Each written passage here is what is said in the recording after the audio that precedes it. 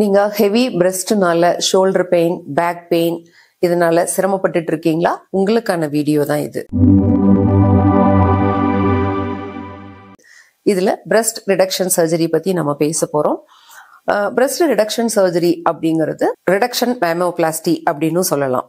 இந்த சர்ஜரியில ஆபரேஷன் மூலியமா நம்ம excess breast tissue, fat and skin இதையெல்லாம் ரிமூவ் பண்ணி அவங்களோட பாடி ப்ரொபோர்ஷனுக்கு தகுந்த மாதிரி பிரஸ்ட்டை மாற்றி வடிவமைச்சு கொடுக்கலாம்.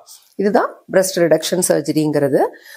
இந்த சர்ஜரி யார் யாருக்கெல்லாம் பண்ணலாம் அப்படின்னு பார்த்தீங்கன்னா, ரொம்ப ஹெவி பிரஸ்டோட, ரொம்ப சிவியர் ஷோல்டர் பெயினோட இருப்பாங்க, அல்லது அவங்களால குனிஞ்சு நிமிர்ந்து வேலை செய்ய முடியாத அளவுக்கு சிரமப்படுவாங்க. அவங்களோட ஹெவி பிரஸ்ட்டை நம்ம பிரேசியர் போட்டு இழுத்து இழுத்து போடுறதுனால ஷோல்டர்ல எல்லாம் ஸ்ட்ராப் மார்க்ஸ் ஆகி ஸ்கார் ஆகிருக்கும்.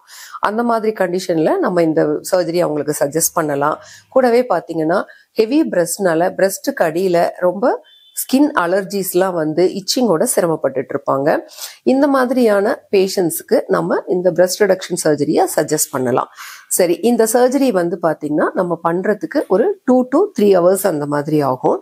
இந்த சர்ஜரியில நிப்பிள் அண்ட் ஏரியோலாவை, அதாவது கீழாக தொங்கி போயிருக்கிற நிப்பிள் அண்ட் ஏரியோலாவை கரெக்டான பொசிஷனுக்கு டிரான்ஸ்ஃபார்ம் பண்ணிட்டு, அது மட்டும் இல்லாம கீழ்ப்பகுதியில் இருக்கக்கூடிய excess breast tissue, skin and ஃபேட்டை நம்ம ரிமூவ் பண்ண முடியும்.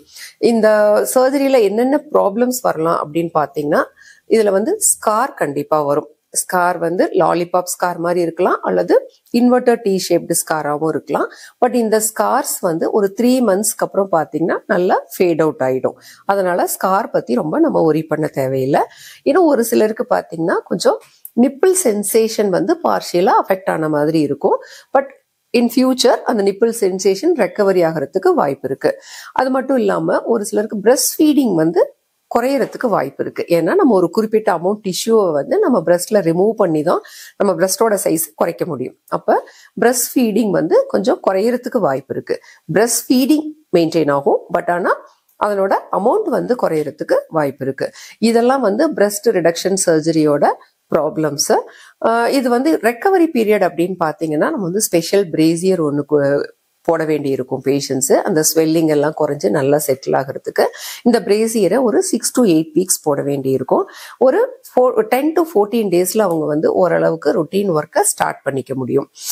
இப்போ யாராவது இந்த மாதிரி ஹெவி பிரஸ்ட்ல பிரஸ்ட் வச்சுட்டு shoulder pain, neck pain plus skin அலர்ஜிஸோட சிரமப்பட்டுட்டு இருக்கீங்க அப்படின்னா, நீங்க தாராளமா ஒரு பிளாஸ்டிக் சர்ஜனை போய் கன்சல்ட் பண்ணி அவங்க கிட்ட இந்த சர்ஜரி டீடைல்ஸ் கிளியரா கேட்டு தெரிஞ்சுட்டு அதுக்கப்புறமா இந்த சர்ஜரியை நீங்க தாராளமா பண்ணிக்கலாம். உங்களுக்கு இந்த வீடியோ ரொம்ப பிடிச்சிருந்ததுன்னா லைக் பண்ணுங்க, ஷேர் பண்ணுங்க, கமெண்ட் பண்ணுங்க. இன்னும் ஃபியூச்சர்ல காஸ்மெட்டிக் இந்த மாதிரி ப்ரொசீஜர்ஸ் நீங்க அப்டேட்டா இருக்கணும்னா இந்த வீடியோவை சப்ஸ்கிரைப் பண்ணி வச்சுக்கோங்க. தேங்க்யூ.